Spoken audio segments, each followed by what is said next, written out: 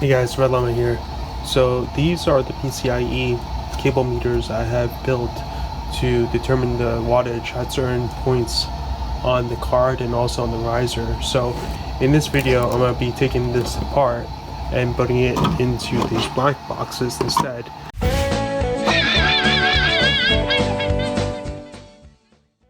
So this is me disassembling the front plates and then disassembling the meters from the boxes. And this first design iteration had the cables go through the middle of the box, but the second design iteration from the black boxes is basically the cables are going through the top, similar to the meter box that's shown on the top. In order to do this, I had to break the box completely apart because I want to reuse a lot of these connections I had in place. Alright, so let's get started on the connector. So what this is a 8-pin connector. And it's a 6/8 to 8 pin. So what I did was I purchased an extender and I just cut it in half. And later on what I had done was I kind of just brought these out individually, right? And what I had done was all the black are connected to this connector here. Now it's not just anyone, because there is the sense B and sense A that are just going through. So we're looking at just the A pin. So what I had done was just connected pin 5, 7, and 8 together as one. The sense A and sense B were just connected together, and then the 3 hot wires just passed through, but one of them I just connected a little chain to it so I can power the meter, and that is connected to pin 1. Just because if I switch this over to a 6-pin, if I connect it to pin 2, we don't know what the voltage is on that according to the note. So I just kept it to pin 1. So here, let's connect it up here. So let me find all the connections. Actually, before we even get to that, so this is the box that you get, and I think it's on the right side. So if this dot is on the right side, then the letters are in the right direction. So that was a lot annoying sometimes. But basically, here is the shunt. This DC in is basically the power coming into the box. So let's just do it. So okay, I'm gonna put this here as a guide. So this is the side that it's going in, and we want the negative connected to this side, just like the diagram. I'm not gonna deviate from the diagram because if I do that, then it's harder for everyone else to follow what is going on. So let's just do it exactly to the diagram. Makes it easier to follow along. So I'm gonna put this like here, because once I tighten it down, if I don't have it to the side, then it's harder to get a screw through here later on. Okay, so next, let's do the other side. So that's good. Next, according to the diagram, we want one positive to here. But before we even do that, let's connect these bridges. So we need a bridge here. I just call it bridge. I don't know if that's the right word for it, but okay. So this needs to be connected on this side. They're going inside, so there should be 2 here. Yep, there we go. And next, we take the power line. Actually, wait, let's confirm. So we got DC in, which is the black, going to this position for the first position. That's correct. In that same screw, it's going out to the box. We'll do that later. Then there's nothing here, just the bridge up here. The bridge is here. And then over here is the other black, which we have done.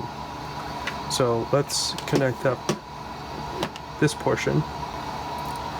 And before I do that, I just want to make the orientation correct. So the reason I'm doing this is because I want this like this. Okay, so I'm going to connect it this way. So get them all nice and twisted, just so it's easier to insert them all in there. So the power goes onto this side, according to the diagram. So it's in now.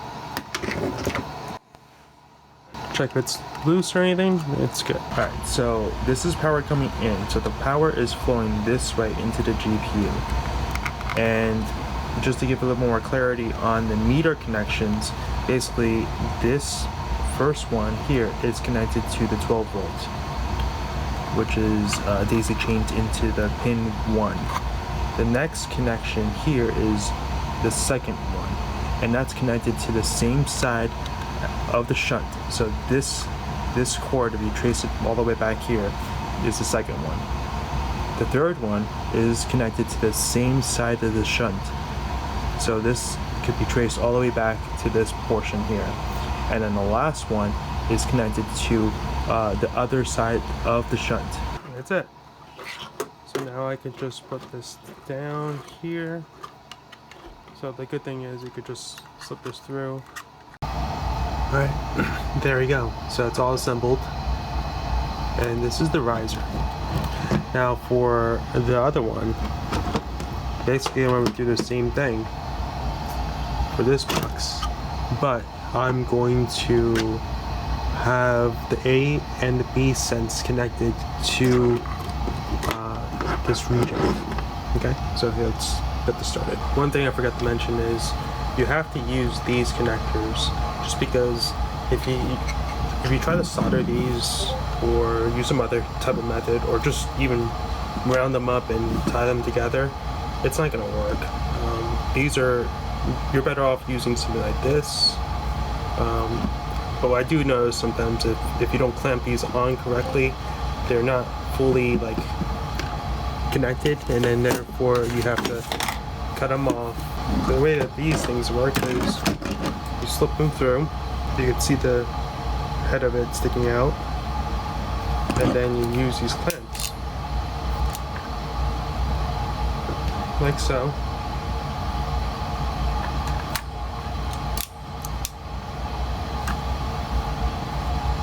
Get it lined up.